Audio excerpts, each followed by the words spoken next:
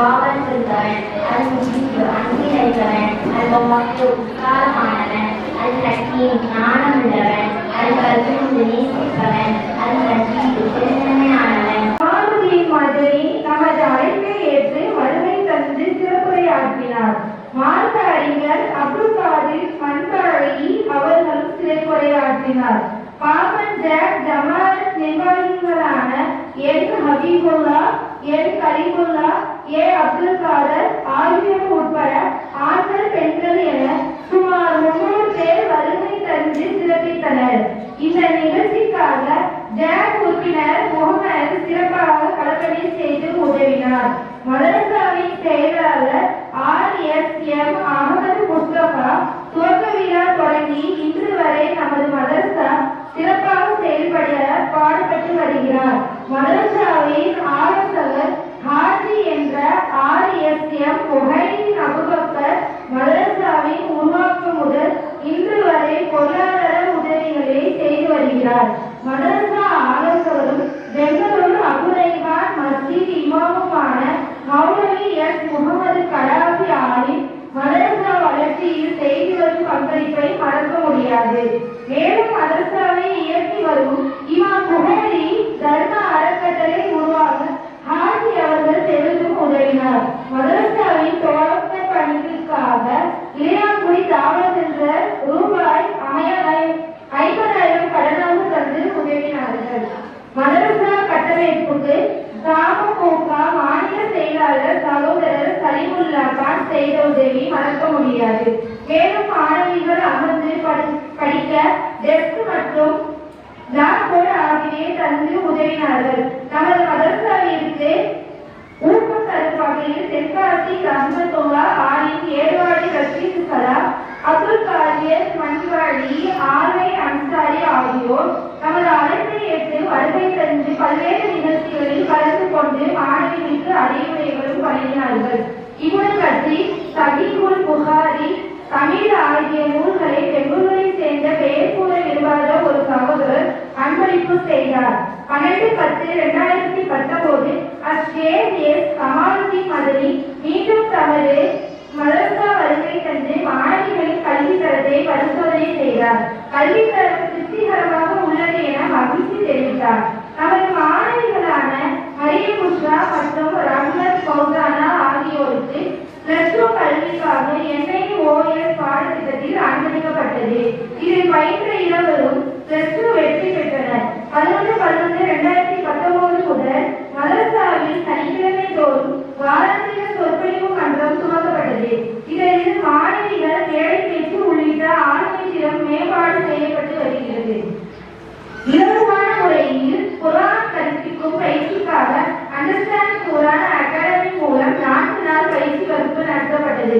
சென்னையில் இருந்து வருகை தந்த ஆலிமா ரஹ்மத்தில்லா 4 நாள் தங்கியிருந்து பயிற்சி வகுப்பு நடத்தினார். இதற்காக சான்றிதழ் வழங்கும் நிகழ்ச்சி 13/12/2019 மஸ்ஜிதுல் தௌஹீத் பள்ளிவாசலில் தலைவர் என் ஹபீபுல்லா தலைமையில் நடந்தது. மண்டபம் அல் புகாரி மதரசா தலைவர் சுபஹான் ஹாஜியா சான்றிதழ் மற்றும் கருத்து வழங்கினார்.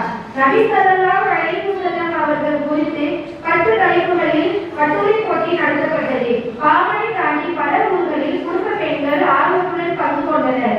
இதற்காக பரிசுத்த நிகழ்ச்சி 1/2/2020 அன்று மஸ்ஜிதுல் தௌஹீத் பள்ளிவாசலில் நடத்தப்பட்டது. அத்துடன் தீனியாத் முதல் அணியில் பயின்ற மாணவிகளுக்கு சான்றிதழ் வழங்கப்பட்டது.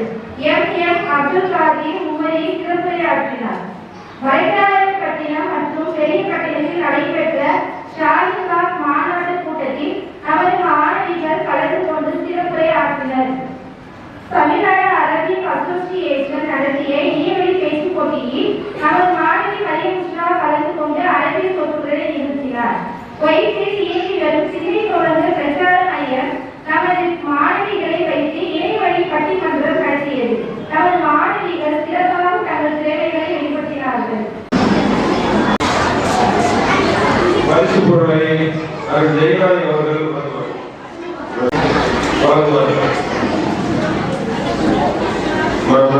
அசத்திய கொள்கையில் இருந்து சத்திய கொள்கைக்கு வர வேண்டும் என்றால், ஒரு நல்ல வாழ்க்கையை இந்த உலகத்திலே வாழ வேண்டும் என்றால், ஒரு மனிதனுக்கு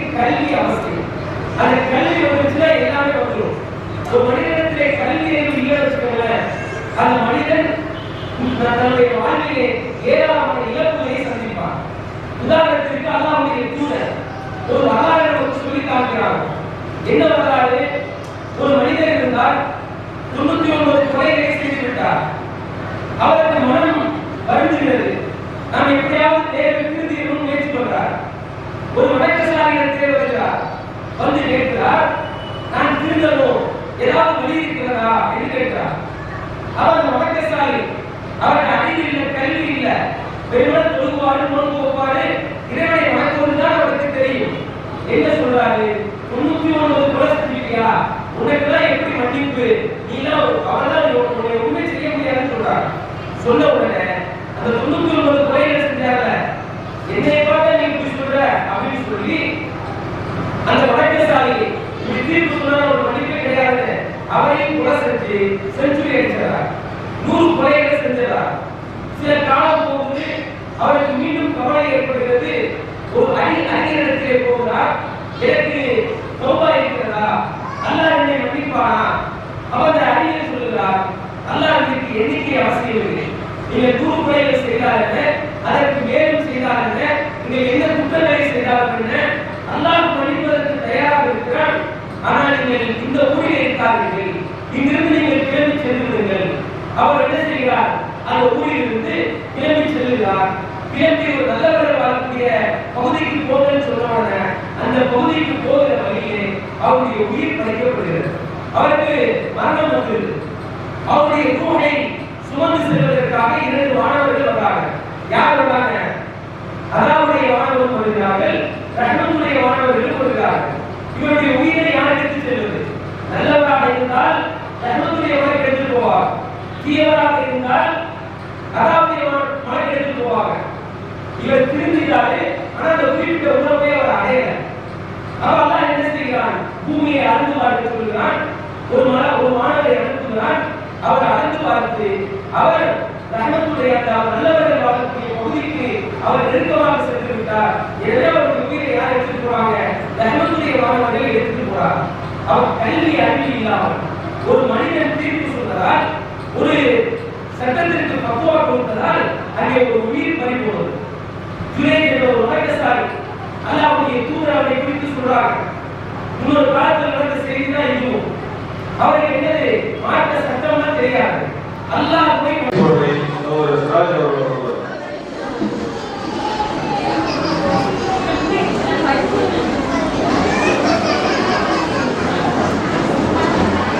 உபரியா அல்-ரஹீம் விசாரணை செய்து நேசிப்பவன், அல்-ரஹீம் பெருந்தன்மையானவன். வருகிறது அன்மையிருக்கின்ற நாமமுகாவின் மாநில செயலாளர் அன்பு சகோதரர் சலிமாகன் அவர்களையும், ராஜபவனில் அமர்ந்திருக்கின்ற சீனியார் மாநிலங்களையும், வாழ்த்துறை வழங்க இருக்கின்ற மசீத் கௌரி ஜமாத் தலைவர் ஜனாப் என் ஹபீபுல்லா அவர்களையும், முன்னிலை வகிக்கின்ற பெங்களூர் அபுடையான் மசீத் நிர்வாக உறுப்பினர் ஜனாப் ஜெயராணி அவர்களையும், வெளியப்பட்டினம் அங்கே ஹப்சா பின்னர் மதரசா செயலாளர் ஜனாப் என் ஹபீபுல்லா அவர்களையும், மஸ்ஜித் ஜமாத் துறை தலைவர் ஜனாப் எஸ் சாதிக் அவர்களையும், சிறப்புரையாற்ற வருகின்ற மௌலவி ஜே தாஹா புகாரி அவர்களையும், பட்டமளிப்பு பேருரையாற்ற இருக்கின்ற வல்லூர் ஆசிரியர் மௌலவி அப்துல் கலாம் அவர்களையும், மௌலிகா பட்டத்தர மாணவிகளையும், ஜீனியார் மாணவிகளையும், அல்-ரஹ்மான் தமிழ் மதரசா ஆசிரியர்களையும், மன்றமுடைய நாமக்கலை நிர்வாகிகளையும், தாய்மார்களையும், சகோதர சகோதரிகளையும் வருட வருடங்களின் அன்போடு இறுதியாக நன்றி ஆற்றிருக்கின்ற அல்-ரஹ்மான் தமிழ் மதரசாவுடைய நிறுவனர் ஜனாப் ஜே தாரிஸ் செல்வன் அவர்களையும் அன்போடு வரவேற்கிறேன். அஸ்ஸலாமு அலைக்கும் வரஹ்மத்துல்லாஹி வபரகாத்துஹு. திருநாமம் போட்டி ஆரம்பித்திருக்கிறே. முதல்வராக வந்திருக்கக்கூடிய அனைத்து சகோதர சகோதரிகளுக்கும் அல்லாஹ்வுடைய மாபெரும் திருமணினால் அஸ்ஸலாமு அலைக்கும் வரஹ்மத்துல்லாஹி வபரகாத்துஹு. அல்லாஹ்வுடைய மாபெரும் திருமணினால் இந்த மதரசா அல்-வசனாத் பெண்கள் மதரசா மேன்மேலும் வளர்ந்து இன்னும் பல ஆலிமாக்களை உருவாக்க வேண்டும் என்ற வாழ்க்கையவனாக ஆரம்பம் செய்கிறேன். அல்லாஹ்வுடைய திருமணினால் பல நூற்றாண்டு நன்றி எடுப்பதற்காக மதரசாவிற்கு செல்வதற்கு கோம்பை பெண்கள் கல்லூரியுடைய மாணவி சகோதரி மரியம் புஸ்ரா அவர்களை அல்லாஹ்வின் அருட்கொடைகளும் மனிதர்கள் அரசியல் என்ற தலைப்பிலே சிறப்பு எடுத்த வருவார்.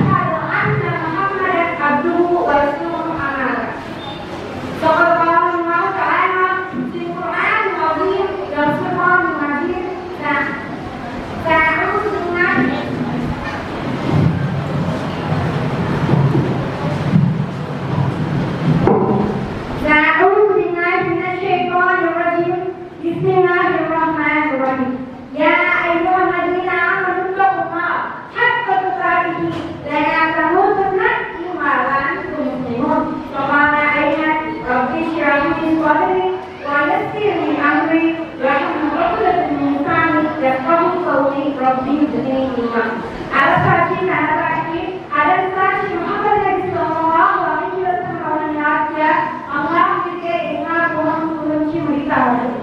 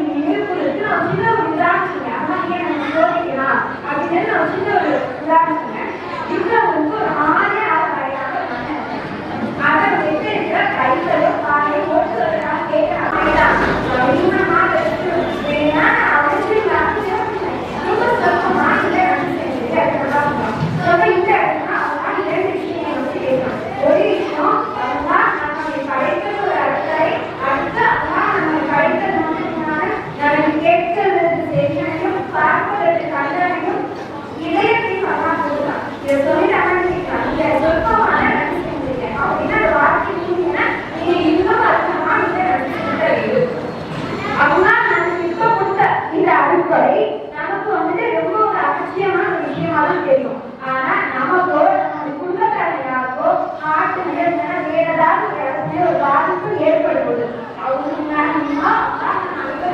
பார்க்கலாம்.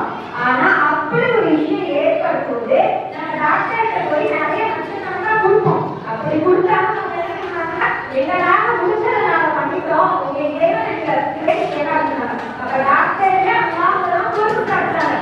இருந்தாலும் நம்ம லட்சக்கணக்கா நம்ம கொடுக்கும் போது அவங்க இன்னும் காரணமா எந்த வித ஒரு இதையுமே நம்ம எதிர்பார்க்காம செயல்பட வைப்பாங்க. அந்த ரகுமாரனுக்கு நான் மனுஷங்களை கடமைப்பட்டவங்க கொஞ்சம் சீக்கிரம் சமாதானம் சொல்லுங்க. ஆனா நான் என்ன செய்யணும், நாமே கருத்துரைக்கு அகற்றி செய்வது. இன்னொரு அம்மாவுடைய அறுத்துறை அப்படின்னா கிடையாது. இன்னும் அது போக அறுத்துறை உணவு இது அம்மாவுடைய இன்னொரு ஒரு அறுத்துறை. ஏன்னா இன்றைய காலத்துக்கு முதலே சாப்பாடு கூட அப்படின்னா நம்ம நிறைய இருக்காங்க. குறிப்பா நம்ம அண்டை நாடான இலங்கை எடுத்துட்டோம்னா இப்போ அவங்க எப்படியாப்பட்ட கஷ்டத்தை பரவாயில்ல அப்படின்னு நம்ம சமூக வலைத்தளங்கள்லாம் பார்க்கக்கூடியவங்க தான் இருக்கோம். பசி பார்த்தீங்கன்னா அது ஒன்று ஒரு கஷ்டத்தை சொல்லிக்கிறாங்க. ஆனா அதற்கு மத்தியின சாப்பாடு கொடுத்து நம்ம சாப்பிடணும்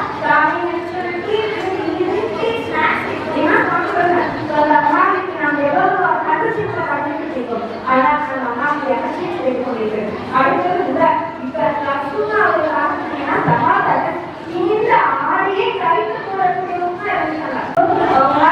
அடிப்படையும் அடிக்காரின் அவசியம் இவ்வுரையை அன்பிற்குரிய சகோதர சகோதரிகளே, இன்றைய காலகட்டத்துல நமக்கு பார்த்தீங்கன்னா அறுப்படை அப்படின்ற அந்த வார்த்தைக்கு போதுமா நம்ம எதையெல்லாம் சொல்றோம் அப்படின்னா நம்ம எதையெல்லாம் ஆசைப்பட்டோமோ நம்ம எதையெல்லாம் எதிர்பார்க்கணும். இப்படி நான் எதை ஆசைப்பட்டு எதை எதிர்பார்த்து அல்லாஹ் நமக்கு ஒரு விஷயத்தை கொடுத்தானோ அது மட்டும்தான் நம்ம தேவையான அறுப்படை அப்படின்னு சொல்லுவோம். இதை தவிர அல்லாஹ் நம்ம தவிர விஷயம் அனைத்தையும் நான் நினைச்சுதான் தெரிஞ்சுக்கணும். ஆனா அல்லாஹ் நமக்கு எவ்வளவு ஒரு அறுப்படை நம்ம கொடுத்துருக்கான்றது நினைத்து நான் காட்சியளிக்கிறேன். உதாரணமா நம்ம உடல் எடுத்துக்கிறேன். நம்ம உடல்ல இருக்கக்கூடிய புல உறுப்புகளா இருக்கட்டும், தூ உறுப்புகளா இருக்கட்டும், கண்ணு, காது, மூக்கு, வாய், கல்வி, பாம்பு இப்படிப்பட்ட புல உறுப்புகளும் இதயம், மூளை, கிட்னி இப்படிப்பட்ட உறுப்புகளும் நம்ம அம்மா கிட்ட சாப்பிடலாம். அம்மா இதை பத்தி நம்ம திரும்ப ஜனவரி 8 வருஷம்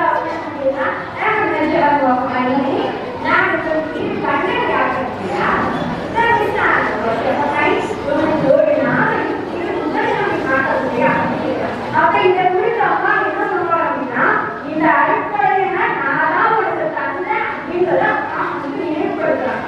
அதே மாதிரி சில மூக்கோடைய ஒரு 23 வருஷம் சொன்னா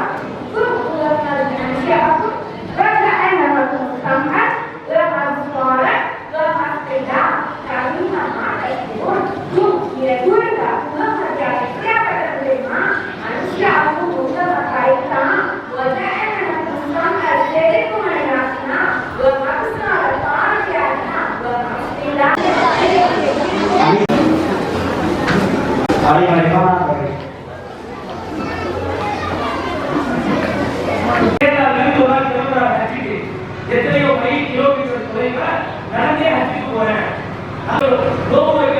இதே பாதையில் இருக்கக்கூடியவர் ஒரு நாள் தொழுது கொண்டிருக்கிறார். அவருடைய தாய் அழைக்கிறார்கள், மகனை ஜுனைத் அப்படின்னு அழைக்கிறார்கள். தொழுது கொண்டிருக்கிற ஜுனைத்துக்கு சந்தேகம் ஏற்படுகிறது, நான் தொழுகையை தொடர்வதா அல்லது அழைக்கக்கூடிய தாய்க்கு பதில் கொடுப்பதா? தொழுகையை பற்றி சிந்திக்கிறார். அவர் சிந்தித்து விட்டு முடிவு செய்கிறார், தொழுகையை பெருசா அல்லது தாயின் அழைப்பு பெரிதா? அவர் தொழுகைதான் முக்கியம், இதைத்தான் நல்லா பேசுகிறார் அப்படின்னு சொல்லிட்டு தொழுகையை தொடர்கிறார். தாய் அழைச்சு பார்க்கிறாங்க, பதிலே வரல. கடைசியிலே மகனை சபித்து ஒரு வார்த்தை சொல்கிறாங்க, ஜுனைதே, நீ ஒரு விபச்சாரியினுடைய முகத்தை பார்க்காமல் நீ இறக்க மாட்டாய், நீ மரணிக்கிறதுக்குள்ள ஒரு விபச்சாரியை சந்திப்பாய் சொல்லி தாய் சபிச்சார். தாயினுடைய சாபம் அது படிக்கக்கூடியது. அந்த சாபத்திற்கு அவர் தகுதியாக இருந்தால் அது நிறைவேறுகிறது. என்ன நடக்கிறது? அந்த பகுதியை ஆரம்பிக்கக்கூடிய ஒரு பெண்மணி ஒரு கர்ப்பமுற்றுகிறார். இதற்கு யார் காரணம் என்று கேட்டவுடன் அந்த பெண் தப்பிப்பதற்காக அந்த பகுதியிலே நல்லவராக வாழ்ந்த ஜுரைதியை குறித்து சொல்கிறார். என்னுடைய கர்ப்பத்திற்கு காரணம் யார்? ஜுரைத் தான். அவர் கெட்டவர் தப்பு செஞ்சா மக்கள் அதை பெருசா எடுக்க மாட்டார். நல்லவராக அறியப்பட்டவர் தவறு செய்தால் மக்களுக்கு கோபம் வந்துடும். அதை குறித்து விசாரிக்காமல் நல்லவர்கள் என்ன செய்கிறார்கள்? ஜுரைதுடைய மனக்கஷ்டத்தை அடித்து ஒடுக்கி ஜுரைதிற்கு காயத்தை ஏற்படுத்துகிறார். காயத்தை ஏற்படுத்தியதற்கு பின்பாக அந்த பெண் குழந்தையை பிரசவிக்கிறார். அந்த குழந்தை வந்து பேசுது, என்னுடைய தந்தை யார் என்றால் ஜுரைத் அல்ல, மாறாக யார்? இன்னும் ஆடு மேய்க்கக்கூடியவர்தான் என்னோட குழந்தை பேசுகிறார். குழந்தையை பேசியதற்கு பின்பாக அந்த மக்கள் தவறை உணர்ந்து இடித்த அந்த மனக்கஷ்டத்தை நாங்கள் தங்கத்தால் கட்டித் தருகிறோம் என்று ஜுரைத் கேட்டார்கள். ஜுரைத் என்ன செஞ்சாரு? நீ அதெல்லாம் செய்ய வேண்டாம், மண்ணாலே எங்களுக்கு கட்டி கொடுன்னு கேட்டார். இது வரலாற்று தகவல். அல்லாஹ்வுடைய தூதர் ஹதீஸை சொல்லிவிட்டு கடைசியாக சொல்கிறார்கள், லவ் கான ஜுரைத் ஆலிமன், ஜுரைத் ஒரு ஆலிமாக, ஒரு மார்க்க அறிவுள்ளவராக, மார்க்க கல்வி உள்ளவராக இருந்திருந்தால் அஜாபத் தஅவத் உம்மிஹி, அவர் தன்னுடைய தாயினுடைய அழைப்புக்கு பதில் கொடுப்பார். அவர் தொழுகிற நேரத்தில் நபிலான உபரியான தொழுகைகள் தொழுகிற நேரத்தில் தாய் அழைத்தால் என்ன செய்யணும்? தொழுகையா அது தாயுடைய அழைப்பா என்று இடைப்பட்டு பார்க்கிற போது தாயுடைய அழைப்புக்கு தான் பதில் கொடுக்க வேண்டும் என்று ஜுரைத் தொழுகையை விட்டுட்டு தாயை போய்ப்பாரு. அவரிடத்திலே அறிவு இல்லை, உணர்ச்சி இருந்தது, அதனால் தொழுகையை தொடர்ந்தார். தாயுடைய சாபத்தை வாங்கினார். என்ன நடந்த இந்த ரெண்டு நிகழ்வும்? கல்வி அறிவு இல்லாமல் ஒரு மனிதன் இருக்கிறார், ஒருவருடைய உயிர் பறிபோவது. இங்கே ஜுரைதுடைய விஷயத்திலே உயிர் பறிபோக பார்க்கிறோம். ஏராளமான செய்திகளை நாம் பார்க்கிறோம். இந்த கல்வி அறிவு இல்லாததா இன்றைக்கு ஒரு ஹஜ்ஜுக்கு ஒரு மனிதர் என்ன செய்கிறார்?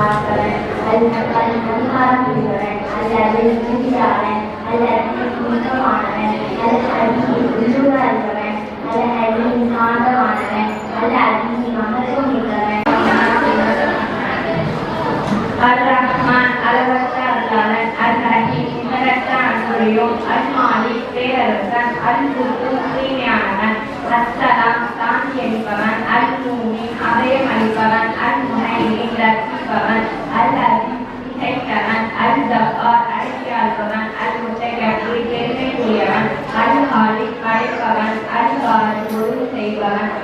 இந்த சகோதரிக்கு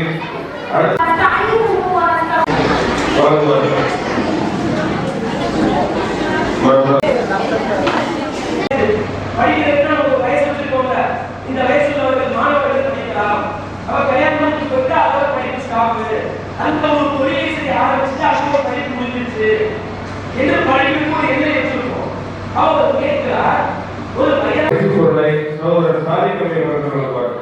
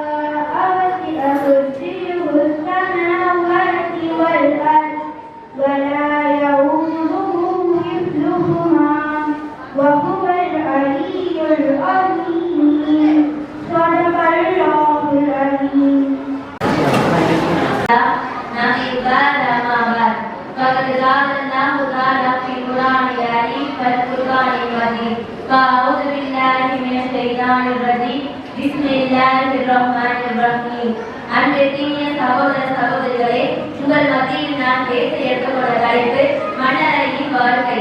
நம்ம மண்ணறையையும் மறுமையும் பயந்து வாழக்கூடிய நன்மக்களாக இருக்க வேண்டும் என்று கூறி எனது உரையை ஆரம்பம் செய்கிறேன். இப்ப நம்ம இந்த உலகத்தை பொறுத்தவரை எந்த தவறு செய்தாலும் அதை தட்டி கேட்கவோ தண்டிக்கவோ யாரும் இல்லைன்னு நினைக்கிறோம்.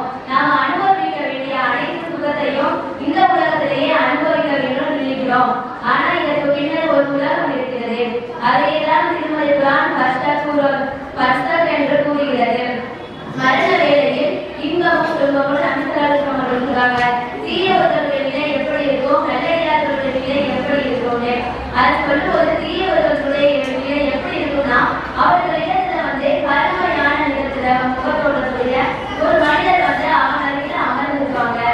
அமர்ந்திருந்து ரூப கைப்பற்றக்கூடிய மலக்குமார்கள் அல்லாஹ்வுடைய வெறுமையும் கோபத்தையும் கொண்டு இந்த உலகத்தை விட்டு வெளியேறு அப்படின்னு சொன்னோடனே அந்த ரூபு எப்படி வெளியேறும்னா ஒரு நனைந்த கம்பளையின் மீது ஒரு முள் குச்சி குத்திக்கிச்சுன்னா அதை பிடுங்குவது எவ்வளவு கடினமோ அதனை போன்று மலக்குமார்கள் என்ன பண்ணுவாங்களாம், அந்த உயிரை கைப்பற்றி வெளியே இருப்பாங்களாம் கடுமையாக.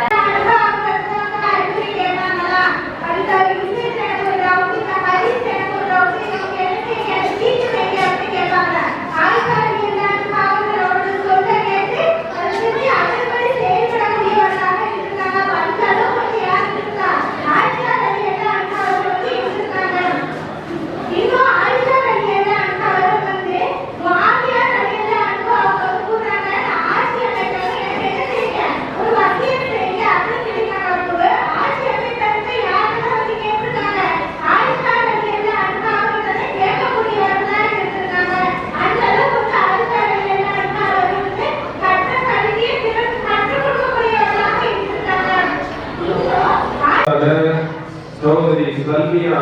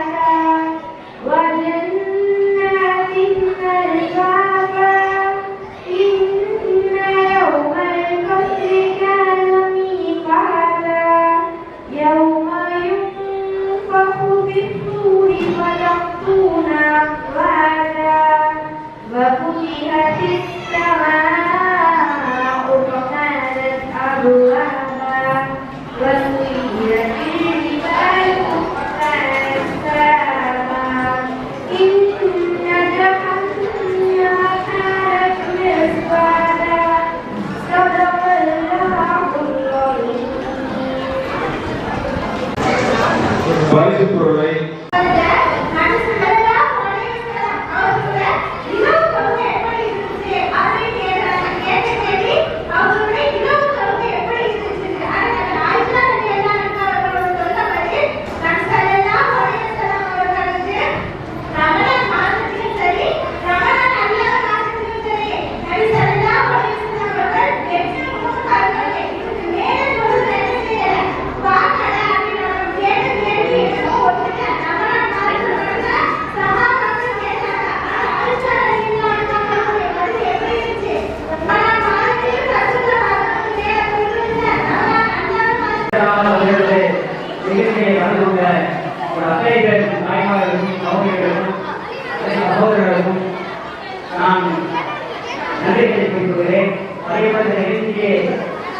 மகால் பாடலை தந்த மகான் நிறுவனர் மேலாளர் ஆகியோருக்கும் இங்கே விடுதலைக்கு வைத்துவதற்கு அமைதியுடைய காவல்துறை அதிகாரிகள் அவர்களுக்கும் இன்னும் இந்த நிகழ்ச்சியில அல்லாஹ்வுக்காக பிரிந்த இரு தோழர்கள். ஏழாவது என்னன்னா தனிமையில் அல்லாஹ்வை நினைத்து அழுத கண்கள். மற்றும் முதலாவது நீதியாக நடக்கக்கூடிய அரசன். நீதியான அரசன் அப்படின்னாலே நம்ம நினைக்கிறது என்னன்னா நீதியாக நடக்கக்கூடிய அரசர்கள். ஒரு நாட்டை ஆளக்கூடிய தலைவர் இல்லைன்னா ஒரு பள்ளியை நிர்வகிக்கக்கூடிய இமாம், இதுதான் நீதியான அரசன் அப்படின்னு நம்ம நினைச்சுக்கலாம். ஆனா நபி ஸல்லல்லாஹு அலைஹி வஸல்லம் அவங்க சொல்றாங்க, இமாம் புகாரி ரஹ்மத்துல்லாஹி அவங்க தெரிவிக்கிறாங்க, உங்களில் ஒவ்வொருவருமே பொறுப்பாளிகள் தான். அந்த பொறுப்புகளை குறித்து நீங்கள் நாளை மறுமையில் விசாரிக்கப்படுவீர்கள். உங்கள் ஒவ்வொருவரும் பொறுப்பாளிகள் அப்படின்னா ஒரு கணவர் தன்னுடைய குடும்பத்துக்கு பொறுப்பாளி, அந்த குடும்பத்துக்கு பொறுப்பாளி, அந்த குறித்து நாளை மறுமையில் அவர் விசாரிக்கப்படுவார். ஒரு பெண் ஒரு கணவரின் குடும்பத்துக்கு பொறுப்பாளி, அந்த பிள்ளைகளுக்கு பொறுப்பாளி, அதை குறித்து நாளை மறுமையில் அவர் விசாரிக்கப்படுவார். ஒரு மதரசாவின் ஆசிரியர் அந்த மதரசா நிர்வாகத்துக்கு பொறுப்பாளி, அதை குறித்து நாளை மறுமையில் அவர் விசாரிக்கப்படுவார். இப்படி ஒவ்வொருக்கும் ஒவ்வொரு பொறுப்புகள் இருக்கு. 10 பேர் அமைக்கப்பட்ட ஒரு குழுக்க ஒருத்தவங்க நிர்ணயிக்கப்பட்டிருக்காங்க அப்படின்னா அந்த குறித்து கூட அவங்க என்ன செய்வாங்க, நாளை மறுமையில் விசாரிக்கப்படுவாங்க. அல்லாஹ் சொல்றா, இன்னல்லாஹ யுஹிப்புல் முஃப்ஸிதீன், நிச்சயமாக நான் நீதியாக நேர்மையாக நடக்க போறவங்களை நேசிக்கிறேன். சுப்ஹானல்லாஹ். இப்ப பாருங்க, யார் இந்த பொறுப்புகளை நீதியா இருக்கிறாங்க, நேர்மையா இருக்காங்களோ அவங்களை அல்லாஹ் நேசிச்சிருக்கான். வரவேற்பையாற்றிய சகோதரர் ஹமீத் நபீல் அவர்களுக்கும் எனக்கும் இந்த சாம மனுஷமான தொடர்பு இன்றைய தேர்தலில் சுமார் 27 ஆண்டு காலங்கள் அப்படின்னு நினைக்கிறேன். அவங்க கோப்பில் தான் ஒரு குடும்பத்தை இந்த கல்விக்கான ஒரு அடித்தளம் அங்கே ஆரம்பிச்சது. அதான் சொல்றேன், இந்த மத்திய தொழிலை வச்சிருக்கோம் இல்லையா,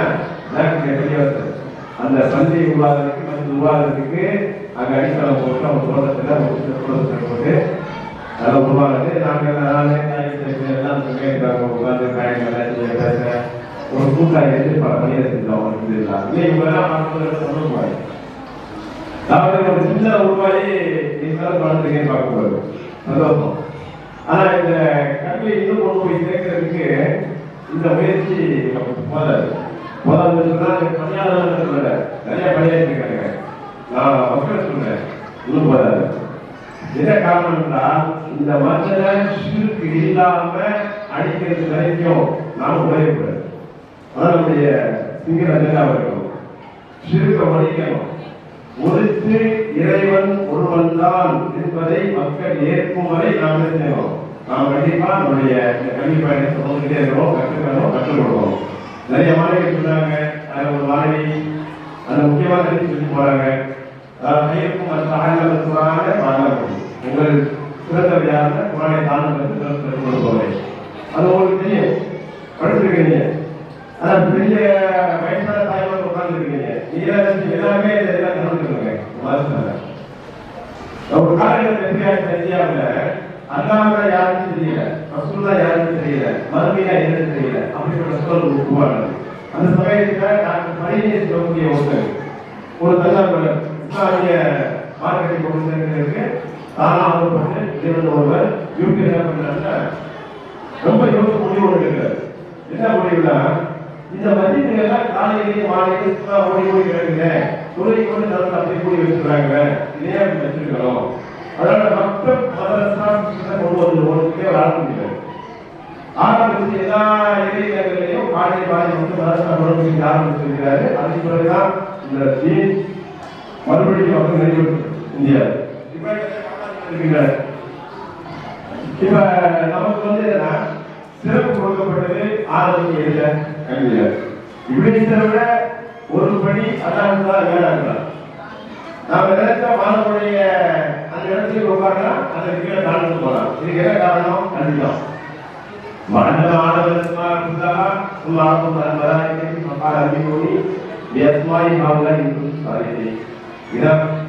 அந்த ஆணவம் கற்றுக்கொடுத்ததுதான், கற்றுக் கொடுத்தா அந்த ஆணவம் அந்த கல்வியை வந்து பரிவாரத்துக்கு தான் பரிவாராங்க. அந்த கல்வியை சொல்லி காமிக்கும் போது எல்லோரும் ஏற்றார்கள். அப்படி என்னன்னா அந்த கல்வி இருக்குது, கல்வி வந்து உங்களுக்கு எவ்வளவு படிக்கிறோம் படிக்க படிக்க அவர் வளர்ந்துட்டே போகும். நம்ம வயசு கிடையாது. நம்ம நினைக்கிறோம் நமக்கு 60 வயசு 50 வயசு இனிமேல் படிச்சு நினைக்கிறோம். அப்படி இல்லை, அந்த வயசுல படிக்கலாம், மரணத்தருவாயோட பெற்றுக்கலாம். அதே போல கல்விக்கு கூடிய ஆசிரியர்கள் இல்லாத நம்ம குறிப்பிட்டு வச்சுக்க முடியாது. ஏன் சொன்னா இல்லாத பல விஷயம் கற்றுக்கிறோம். ஆனா மார்க்க கல்வியை பொறுத்தவரையில அப்படியேதான் சக்தியா இருக்கக்கூடிய ஒருவரை தான் நாம் ஆசிரியர் தெரிஞ்சுக்க முடியும். கொள்கை அந்த நல்ல கொள்கையில ஆசிரியர் மற்றும் ஆசிரியர்களை உங்களுக்கு கொடுத்திருக்கிறார். நம்முடைய மதத்தினுடைய இந்த இஸ்லாமிய நிறுவனத்தினுடைய எல்லா விஷயங்களையும் நம்முடைய நிறுவனர் நிறுவனர் நிறைய கலந்துக்கலாம். பேசுற வேலை முடிச்சுக்கலாம். முக்கியம் உங்களுக்கு கேட்கிறது, இந்த கல்வி நிறுவனத்தை இதோடு நிகழ்ச்சியை கலந்து கொண்ட அத்தனை பேர் தாய்மார்களுக்கும் சகோதரிகளுக்கும் சகோதரர்களுக்கும் நான் நன்றி தெரிவித்துக் கொள்கிறேன். அதேபோல இந்த நிகழ்ச்சியை இந்த மகாலை தந்த மகா நிறுவனர் மேலாளர் ஆகியோருக்கும் இங்கே விடுதலைக்கு எழுத்துவதற்கு தமிழர்களுடைய காவல்துறை அதிகாரிகள் அவர்களுக்கும் இன்னும்